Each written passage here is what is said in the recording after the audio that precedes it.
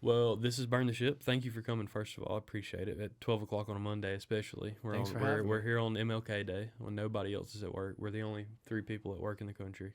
Yeah. Um, but I appreciate you making the trip. It does mean a lot. I wanted to say that first. But this is Burn the Ship. Our goal of Burn the Ship is to connect entrepreneurs with professionals that can help you go all in on your business, right? You being the professional, the people that are listening being the entrepreneurs at heart. Really, we just want to talk to people that walk the walk and talk the talk and experience all the things that you experience as a small business owner. Right. It's not easy, but it's not impossible.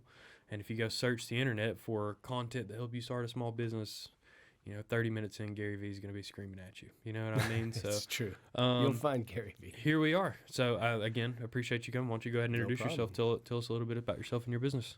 All right. My name is Wayne Pelletier. I own a small web design agency called Resonant Pixel Co. And I started the business 4 years ago, right when we were going into COVID. I didn't know that in January.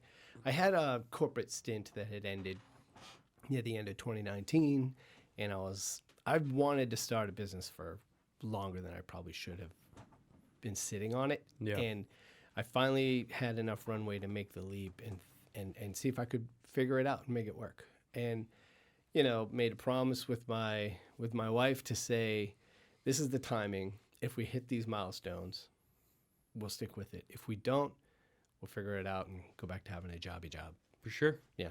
So what did you do before? Designer, art director, creative director for Working for marketing and ad corporate agencies. companies? Yeah. Mostly agencies, Sure. services. So tell me, like day one, right? You've kicked around the idea of starting your business. You've set these goals amongst yourself and your wife and your family. What do you do day one? Like where do you start? Do you start getting clients? Are you starting to understand what products are good for you to sell? Like, Yeah. that's where a bunch of the people that we're talking to behind the camera at is like, Yeah. all right, now I understand where day one was. What's happening that early on in your business? You're hitting on something because most businesses, and I'm included in this, start out because we're good at a specific craft. Mm-hmm. Don't necessarily know anything about running a business. Sure. And certainly not good at every aspect of it. But at least, you have a specific skill or physical object or something that you can sell and be compensated for, right? So I'll tell you, I was like, take all commerce, whatever I can sell. So being a creative agency type of business that I was starting, I felt it was pretty important to put forth a good brand first. For sure. I don't recommend it for every business, Yeah. especially if you have physical products. Bootstrap, get sales, then reinvest in the business. For sure. Because you can always change it. To some degree, it doesn't even matter what you say you do. People are still going to ask you to do all kinds of things anyway. Yeah. Right? So you Yeah. can niche. A lot of people fear niching, and it's like, I wouldn't. And don't get hung up on it. I think get is hung up. the biggest piece of advice that I would give people in that front is like I hear so many people that are like, yeah, we're getting into business. We're getting our next stuff month. together. We're really we're Nah. figuring out the logo and stuff right now. I'm like, you're stopping selling your Don't be service for scared. a logo. Get out there. Let it Yeah, go. let it go. Yeah. Exactly. Your brand's you anyway. At the end of the day, people are going to buy you, especially early on, because yeah. they know you, like you, trust you. Mm-hmm. That's Absolutely. it. They're buying you. They're investing in you. They're investing in. When you buy something, you're basically just compressing time. Mm-hmm. That's really all any of us are buying. So, if you're able to illustrate that story and get people to buy that from you, and you can build something on referrals alone at first, then you take that and then you can reinvest back in the business. For sure. Yeah. So you're taking just any job that you can find, anything that you can sell at this point. Yeah, it was right? social creative, video, websites, branding, a lot of brand governance. Some popped up, but I think a lot of that is situational because COVID, right? A couple of months after I started, Made people we went into hyper-reflective. lockdown. Yeah. And I had just started, and I thought, oh, we've got all these great proposals out for nice big projects, and then they all kind of just died on the vine to communication pauses, right, for a couple of months, and it was a little hairy, but It was easy to stand still at that time. yeah, the thing about services is it's almost like a government bill, right, in like Congress, where they kind of earmark and tag a bunch of things Oh, onto yeah. something they think is gonna happen. Mm-hmm. So the organization is like, well, we really need this thing done for us. It will help us achieve our goals. And then other departments are like, and add this, and add this, and add this, and wouldn't it be nice to have another thing? Since everybody needs something. Yeah. So then it comes through and hits your desk. You're like, oh, that's going to be 20, 30, 40, 50,000. And they're like, great, sounds good. And then, the next day they're like, actually, all marketing budgets have been paused. Yeah.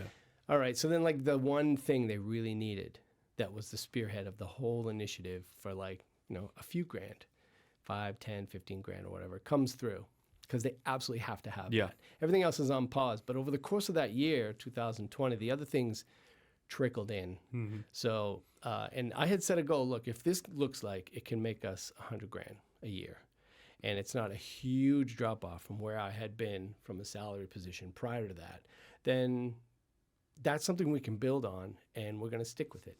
And it really only took a couple of months until the monthly revenue was at a point where I was like, oh, this is picking up enough momentum. So then over time, I figured out what a lot of people that build services businesses figure out is that the more services you offer, the harder it is to administer all of them and do a good job of all of them. Mm-hmm. So I started dropping off some of the things that I either don't enjoy or they're not great conversations to have sometimes.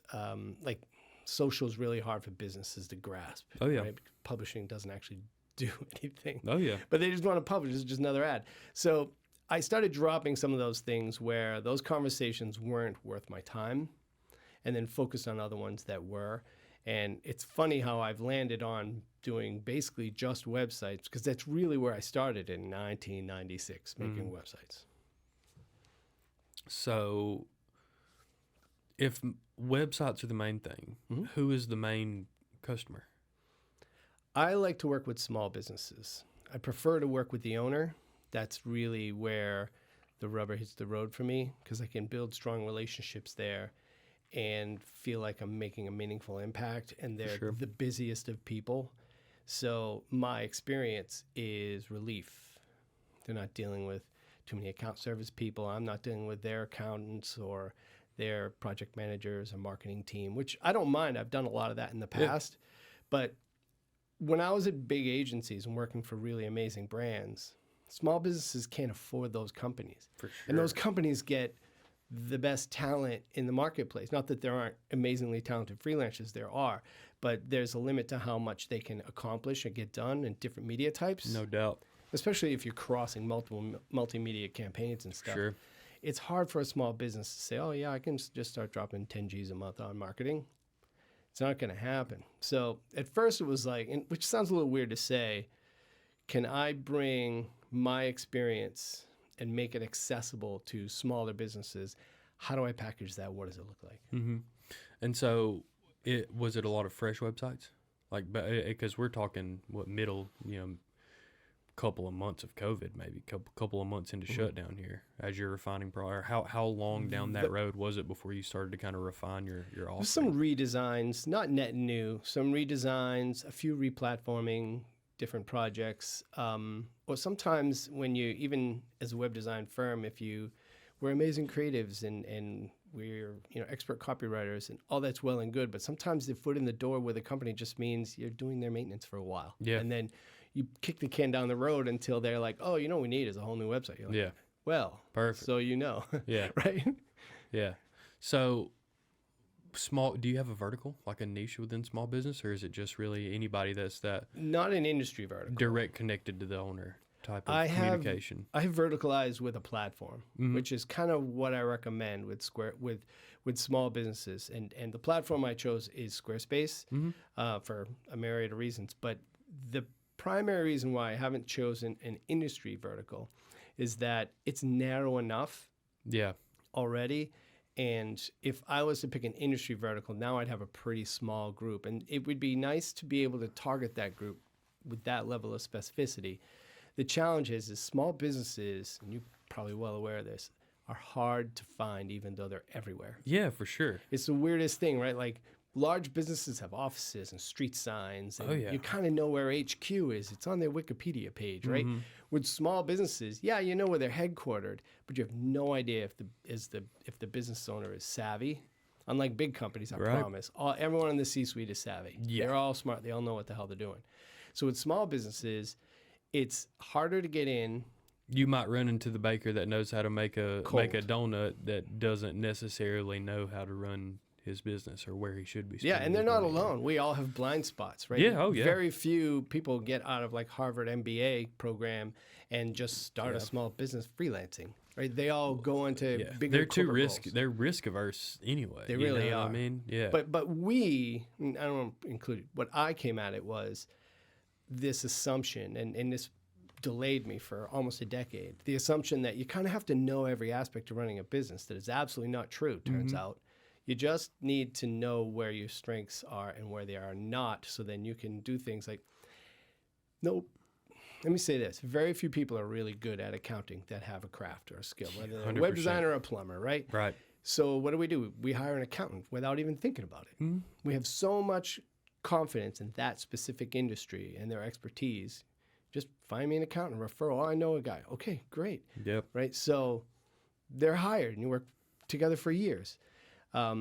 It can work that way in other industries, but referral business is how you start communicating with small businesses because, like I said, even though they're everywhere, man, they're hard to find. Yeah. It's the time, I think, is everything, right? I think as a small business owner, you convince yourself that an easy thing to convince yourself of is that you are busier than you are. You know what I mean? Is that you are more restricted on time than you may actually be. Because one of the things that you learn early on, especially from a sales perspective, is like do the thing that makes you the most money as much as you possibly can. Yeah. Right? The highest percentage of your time needs to be on the thing that makes you the most money. And then adding small things around that to make that process easier. Yeah. Websites is one of those things. Payments is one of those things. Like there are some things that you are doing yourself a disservice if you spend your time learning Wix or learning Squarespace. Like if you are a business owner and you're running a plumbing company, if you're spending time figuring out how to build your What the own hell are you website, doing in WordPress? yeah, Don't run your business. Yeah, no, stop. Don't open the website. Stop. Yeah, Yeah, exactly. you don't need to know everything. Yeah, and that goes for a lot of things, not just accounting and websites. Like Yeah, we it goes mentioned. for literally. It goes for sales. Like you need to be able to know how to sell as a small business owner. If you don't, I would say that that's pretty dang good time well spent. You know what I mean? So hard to build a business on referrals. 100%. So hard. You have to know an extraordinary. You have to be a piece of your community that is hard to describe to live only on referrals and your good name. Yeah. You know what I mean? The biggest challenge is the people in your network don't know a lot of people that are like several levels above you, Right. or above them. So your referrals will only ever typically be as valuable or big as the businesses of the people that are referring to you. That network of people are almost always on the same level or below. Rarely doubt. are they on levels above. No doubt. Yeah, 100. And then when you find those fish tanks of really, really, really sharp people that are running large businesses, you should live there until you eclipse those people as well. You know what I mean? Like and not just in business. Like even if you're just aspiring to start or build something to a point where you can, resign from where you're at now, the most important thing you can do is like go to lunch with people. Yeah. Like network, build trust, and build relationships because they're going to pay out in the future. Yeah, they're no all going to doubt. be, even especially if you're young, because they're all going to be director of this, VP of that, C-suite owner. Like those are valuable relationships to start early. And it's I think something that goes unnoticed in the small business world until you're really in the small business world is how many people in this space are willing to help you. You know what I mean? Like Totally. the amount of small business owners I have met, like the podcast shows that more than anything. The amount of people that I've met that are just flat out willing to help other people overcome those same obstacles within their small business because they can relate to you and they empathize with you is like 99%. You know, Right. like it's an extraordinary percentage of the amount of people that are like, oh yeah, it sucked for me too. I can help you get around now. Yeah. People are not bad, No, especially in the small business there's world. a lot of abundance mindset. Yeah. Oh yeah. A lot less of, limited beliefs. Yeah, for sure. Yeah. What would you say as you're starting your business? And obviously, it's a little bit different for you because you were kind of, like, I would say probably your biggest handicap was the perception of other people in the small business world whenever you were starting during COVID, because it was, like I said, it was so easy to stand still, right? What do you think you did very well at the beginning of your business that helped you grow? Like, what was your superpower? Honestly, under promise and over deliver. Yeah. Like the Setting thing about expectations. services is like set expectations that you can absolutely hit, and then crush them. Like, deliver, and follow up with people. Like, yeah, they're business relationships, but they're personal relationships too. Absolutely. And over time, some of the longest running business relationships are great personal relationships now, just because you nurtured it and you invest in people. Without a doubt. Like investing in their business instead of just investing in so far as you're going to get some sort of project fee or something. Mm-hmm. I have found that pays in, it comes back in return. In spades. droves. Yeah. Yeah, 100%. What would you say was most difficult? The difficult part, and you kind of alluded on it earlier, and I think it's human nature to step in it, is time challenges, right? I don't know if we have a time challenge. We have a prioritization challenge. There's 100%. a lot to do. And so instead of saying, like, in all the cliche books, like the one thing, or eat that frog, Yeah. right? Or what's Derek Sivers, hell yes or no, Yeah. right? Like, they're all kind of the same premise. It's like you can only do so much in a day. So it's easy to get overwhelmed by the number of things I have to do, and then carry that with me, on my massive commute to go down a flight of stairs. Yeah. To like, hey, I'm really carrying this stuff. And early on I would. And boy, my wife gave me a hard time about it. She was like, you're not driving an hour across town on the way home anymore. Right. You got to figure this out before you bring it to dinner. Yeah. I took that feedback to heart. It was fantastic feedback. It's why we're great partners. And I think that now I'm more reasonable with myself. You're not really out of time. And I know I can lean into the fact that my deadlines are, by and large, arbitrary. Yeah. So I try not to take advantage of myself in that regard, but it's Right. really easy. Yeah. So time boxing, being reasonable with what I can get done, have one priority every day, one, maybe two things that have to, even if they're small things, so that at least if you get kicked in the, you get kicked in the jaw several times throughout the day, you can look at that list and scratch off the one thing you needed to get done. You got it done. Yeah. Like, hang your hat on that. Learn to live another day tomorrow. Early, I would ride the highs too high. We won this, we did that, and then take the lows too low. Like, dang. I stopped that now. I'm not that I'm a total robot, but like, just keep plowing. Don't stack up wins and losses. There's always Who's more counting? of those tomorrow. Yeah.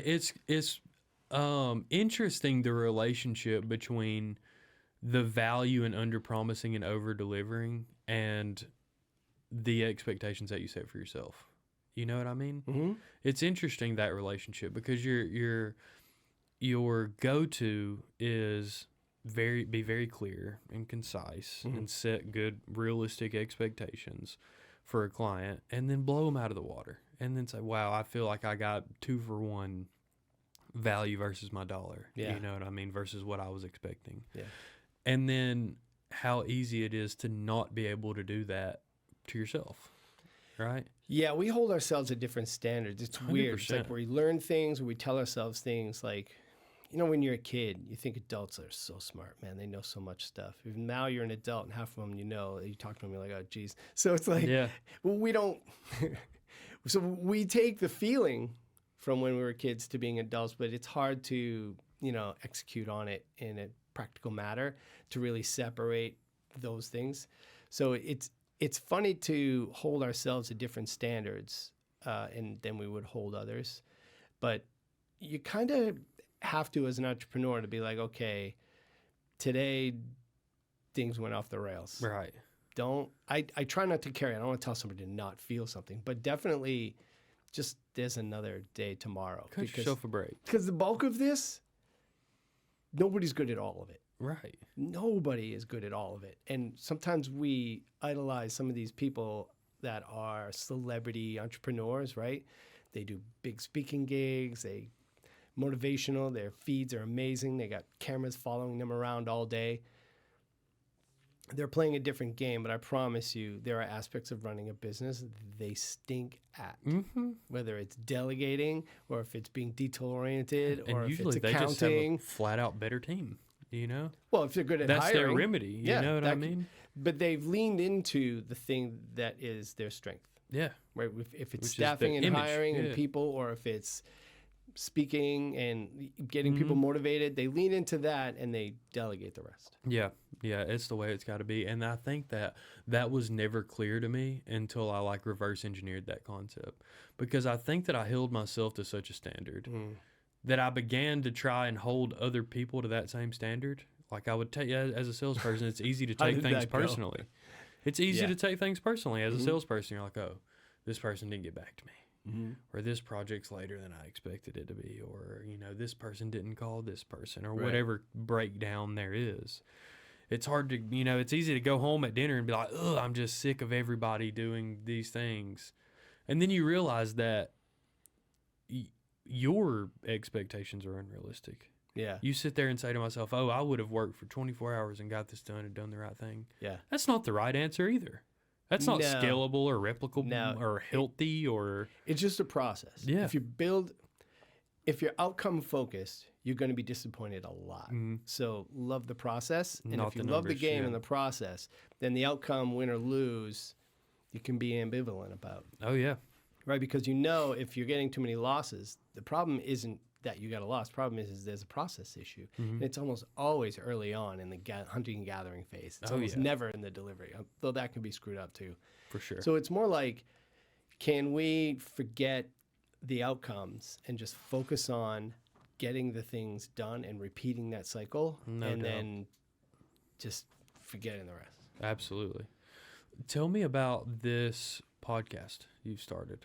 I started a podcast with Clary Johnson. She is an entrepreneur in the Chicago area.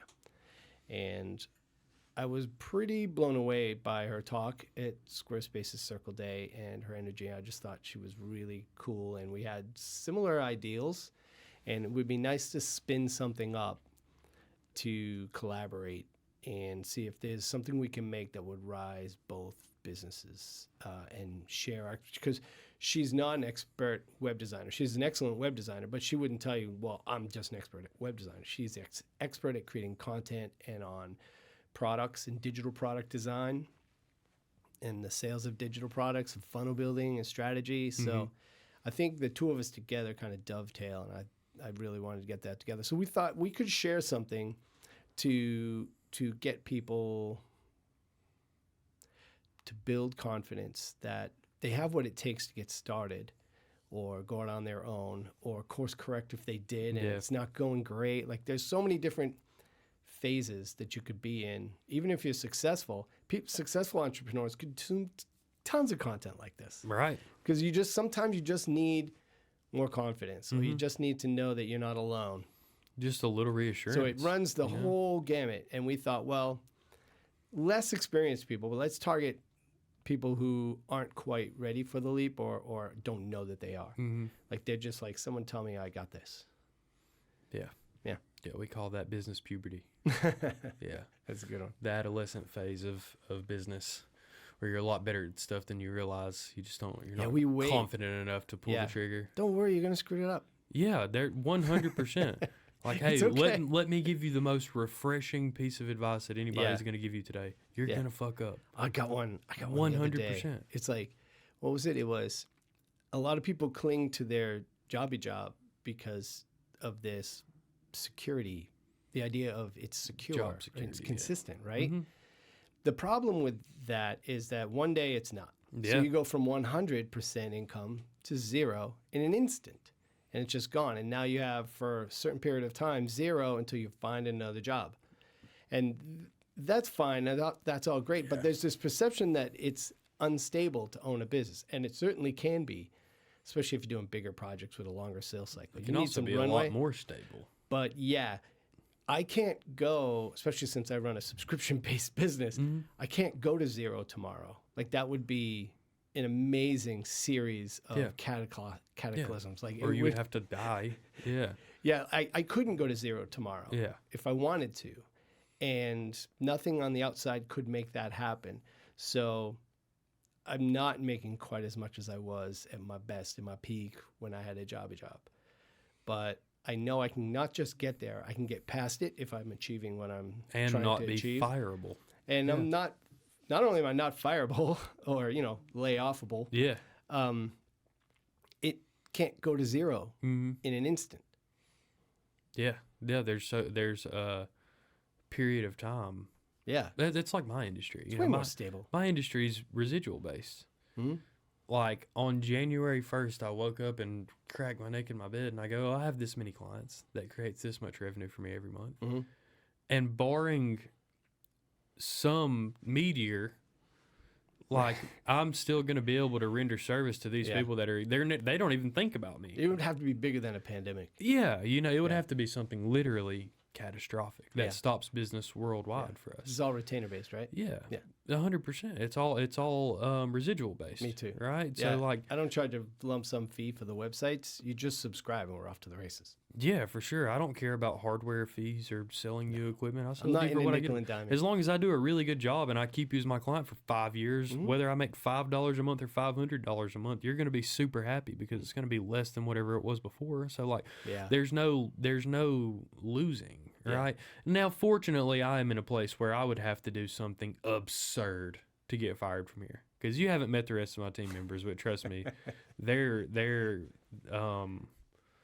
real people. They're not robots that you run into in the corporate world. Right. They talk about things in football and cuss and their families, and we drink beer and live our lives. Like we do regular shit here. Mhm. You know what I mean? And we enjoy it. So it would have to be something insane to create that level of instability for Yeah. me.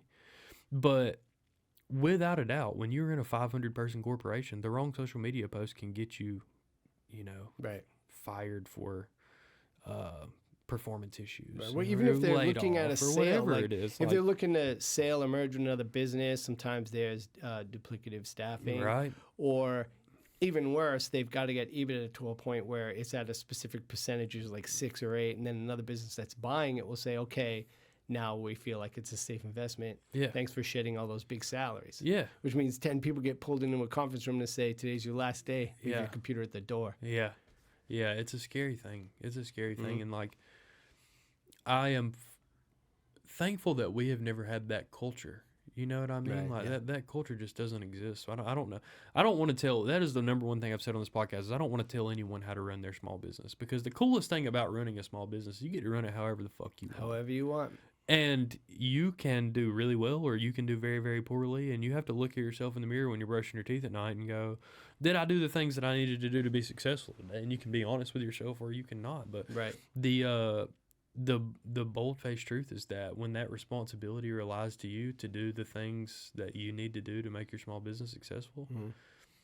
it's a lot more, the wins and the losses are a lot more refreshing. Yeah. You fall in love with the process. You're like, oh, I lost a client today. Yeah. I go get a new one tomorrow. So what? You know what I mean? Yeah. Like, I'm eating the same thing that I was going to eat tonight for dinner anyway. It's like you think that there's security and a lack of variability in your life when you have these corporate jobs. Yeah. The reality is that you become such a diverse problem solver through going through the small business challenges that you experience that one day in that process you wake up and go, I really don't know what's going to be thrown at me today, but I'm going to knock it out of the fucking ballpark because that's just who I am. And I know my Right. industry and I know the people that I work with. I know this Right. team that I have. Like, I have faith in myself, And all of those people that have faith in themselves, that put content out on the internet about what you should do at the beginning of small, they went through all the same things we do. It was really hard for them at the beginning, or things are really annoying when things went wrong, or whatever it is. And then they had that day, that light switch moment where they're like, I'm an entrepreneur and I'm figuring stuff out and Right. solving problems and challenges as they're thrown at me, and it's refreshing. Yeah. Right? Like, It's always hard. yeah. It's just you enjoying the fact that it's hard and that you're, coming up with the solutions to work Mhm. through it. That's where the satisfaction lies. Like my dad works for a large construction company, and his responsibility will be to be like spend $1 million on parts every day and make sure we have his math. So it's like, we need this many of this screw, but I know they're going to drop or break this many, so I have to buy this percentage of extra. That's his job, right? Large corporation, they build like massive skyscrapers and football stadiums and all of these things. And he deals with something different every single day, right? The talking on the phone, the I need this part, or this is late and this is delayed, and all these things. And the owner of his company trusts him to do what he does so well that he spends all of his time going and getting more deals, going and bidding on more jobs, going and create, and then he goes and plays golf, in his nice truck. He goes and experiences life the way that he wants. Right. And when he started, it was a 4-person company. And it was him and his brother and 2 other people that did metal work for them, and they did small jobs, and the ability to grow and persist through those things was incredible for him. And now he wakes up every day and goes, there's a different challenge for me. Right. Or somebody's quitting, or somebody's retiring, or Oh, yeah. I have to go get another employer. I have to go get more work for us. Like, once you've been doing it enough, like you've taken that risk and taken that bet on yourself to solve problems, at some point they don't even feel like problems anymore. It's just work. It's things you've done before. Yeah. 100%. The experience is irreplaceable. Right. And hopefully these stories and the things that we share on the podcast give you a glimpse in the confidence and the fact that you can be that person too, that is just fearless problem solver. You can be. Nobody's born that way. Yeah. Nobody. It's learned behavior. Everything in the business world really is learned behavior. You know what I mean? Absolutely. It's natural for me to have food and you to have water and us trade a certain amount and make each other live longer, right? We're talking about the exact same things that human beings have been dealing with for hundreds and hundreds of years at a completely different scale. That's all small business is. And when you break it down from a real, I guess, holistic standpoint, like, it's not scary. You're the same people as we are. And we were in a very cool place where we got to give it a whirl. You know what I mean? And so, and how many people want to help you? Like, everybody will help you. Everybody will give you their feedback. Even people within your industry that you view as competition will help you and give you their perspective. Like, it is so hard to go wrong, It really is. is. It can be inconsistent, but it is so hard to go wrong. If you get out every day and talk to people about things that you need to do to help you be successful, and you implement those things, I mean, there's just a wealth of knowledge out there and experience and people that will let you lean on them. And it's really a cool thing. Yeah. So I appreciate you sharing your experience with us as well, because we're gonna take that same problem solving attitude and keep on hacking at the exact same things that we do every day in our business. So it's refreshing to hear that, even for myself and for the audience as well, that like, you're gonna deal with stuff. Let's do it. Bet on yourself. You're more than capable. I don't even know who you are listening. You're more than capable. Totally capable. Yeah. If I could do it. If I can do it, you can do it. Yeah. That's for sure. Well, tell me this. This is the way that we always in the podcast. I got 2 things for you. I want you to tell us the name of your company again and how to reach out to you should someone want to buy something first. All right. Well, you can always ping me on any of the socials, Wayne Pelletier, but you're going to find resonantpixel.co. Resonant Pixel Company is my primary business. It's where we make websites, and we do it on subscriptions. So you don't pay a large lump sum fee. You just subscribe. The base plan is $284 a month. Because I'm more interested in, and it's interesting to hear you allude to lifetime value multiple times without saying it during this conversation. That's my entire focus. It's like, I don't want to make one website and run off with 10 grand and dance about it. What can we do to invest in the business so we can protect your cash flow? Yeah. We're always available, because one of the biggest industry issues I see every single day with my space is people ghosting.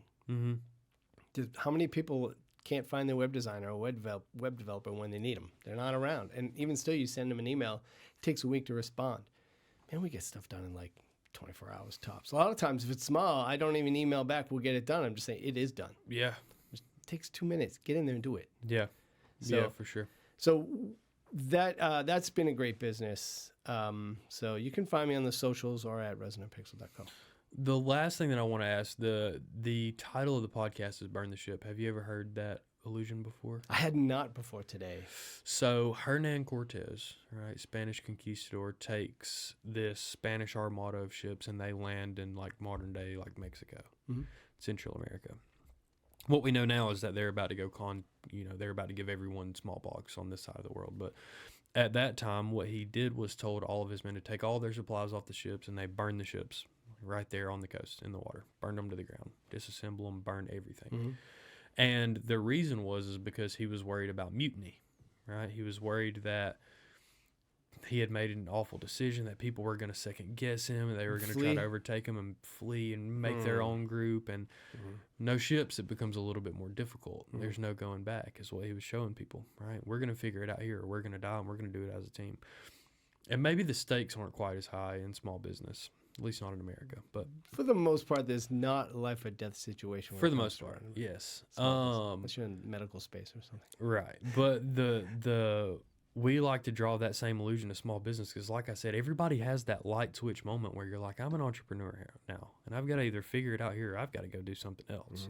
And figure it out here, that process is different for everyone. But my question to you is, why did you burn the ship and go all in on your business, and what did it feel like, and why should other people, especially the people that are listening to this podcast, seek out that same experience? I'll tell you, I don't have a very positive answer on this. I didn't want to That's drive. better than the it's great and I love it. No. I'm not here to blow smoke. I didn't want to drive across town for an hour each way and not own my priorities, not have a say in what should be done and how it should be done anymore. And not only did I want to own that, I also didn't want a earnings ceiling placed on me anymore. I'm getting older, and I'm sick and tired of having an earnings ceiling above me. I'll decide what that is, and I'll decide whether or not I've been successful in it. Based on time, too, and effort. And look, I've worked with some great people, but not everyone that was my boss or supervisor in the past was some awe-inspiring, super awesome human. Yeah. They were all great folks. They weren't all Stonewall and they were all Jackson, smart, and they were all successful people, but there have been times when I thought, we're kind of on the level here. I'm sitting in a review meeting, and these aren't all my goals. Some of them dovetail into their goals. So then my interest level in achieving those changes. So now, look, I own it. If it's not going well, that's my problem. But I know this. I'm going to show up tomorrow and do it again. I'm going to do that every single day. And I have complete faith that I can do that. Well, that's a good answer. It really just is a gamble. Like, it's really just a bet on yourself. But it's not. It's just a bet on yourself. I mean, that's really what it is. Don't be irresponsible. Don't have no savings and no income and start a business with no sales right out of the gate. It's going to take a couple of months to build up momentum. You want to do ramen for a few months and figure that out. Maybe you live with your parents. Fine. But if you get a mortgage, you got to pay rent. You get a car note. Yeah, you've got kids. a family, kids. Like, okay, build up a runway or do a thing that you can sell to somebody right away so that there's not just entering into a void. Yeah, you're not just floating on a buoy. Yeah, 100%. Take some level of common sense into your first approach as a business. Yeah. But it really is just like, at least in my mind, I guess everybody looks at it a little bit different, but it's really just a bet on myself, right? It's like, do I believe not that I'm good enough to render this service, or not that I am smart enough to articulate the way, the things that I do for people so they'll buy them, or am I motivated enough to get out of bed every day? It's a bet on yourself that you're willing to do things that other people are not willing to do because you want something out of your life that normal people want and are scared to go get. But you want to build it and you want to own it. 100%. You can build a great career. You can retire from AT&T with 35 years of service. The pension is amazing. I have a neighbor. That's literally his story. And he raised a great family. They've got a great home. They're aging in place. Like, awesome. I didn't see that for me because I grew up at a time where the internet became this dominant media space where that longevity is available to so few people now. Yeah.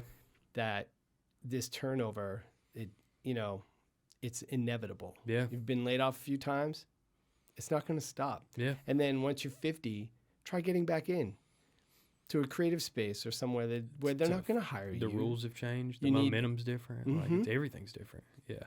And we're at an age, especially me and this guy here, that we might never see a Social Security dollar. You know what I mean? Like, I'm not here to pontificate on that. I don't know. I don't know. I don't know. My feelings aside, I have no.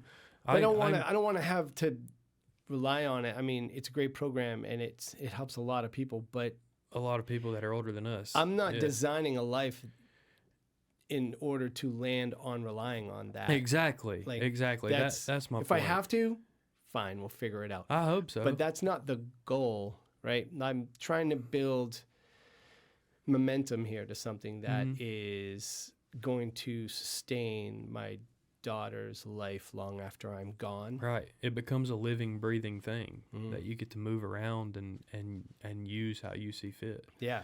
And understanding your why, like really getting down, what's it called, 7 layers deep, where you're like, this is what's important to me. Well, why? What this, and then why, and then this, and then why. So that you get down to the real thing that is so emotionally intense within you that you can't not get up and work for that every single day. So it never really feels like work. If you know what you're trying to do and your directional forces and your goals are all pushing you in that direction, do a thing, do it 1,000,000 times. How could you not find success? Right. Yeah, no, I agree.